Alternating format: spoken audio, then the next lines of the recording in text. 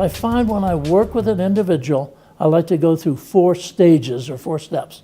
The first is an assessment step to really figure out who the client is in terms of their values, their skills, their interests, their personality.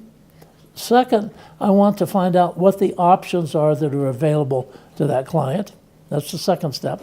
The third step, I want to have a focus stage or focus step. That is to figure out which of the options that are available fit with that person's skills, are supported by their values, are consistent with their personality, and are in their interest areas. So I get a very clear focus on what they want to do. And then finally, the fourth step or fourth stage is strategy implementation.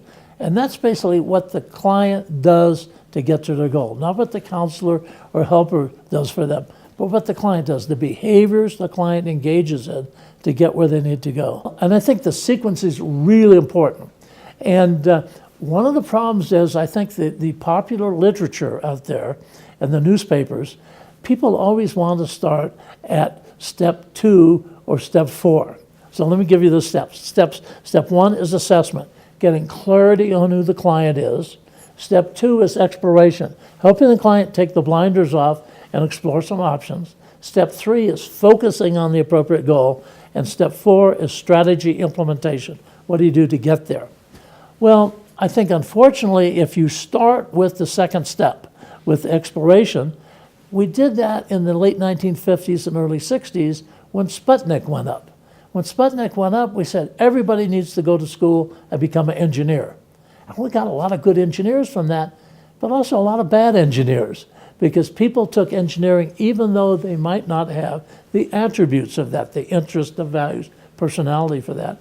And so I made a lot of money as a career counselor and career coach, helping engineers that were not really fitting together change careers. So I'm kind of concerned with right now there's big emphasis on STEM careers.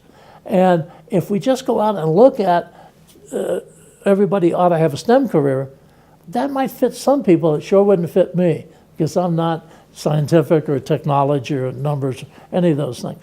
So I think it's important that we first of all have an assessment to get clarity on who that client is in terms of their values, skills, interests, and personality, before we then say, okay, now look at the options that are available to you. If we do that, then the clients will come up with or identify options that are consistent with their values, skills, interests, and personality. And so that would be the focus. And then they would put together a plan to get there.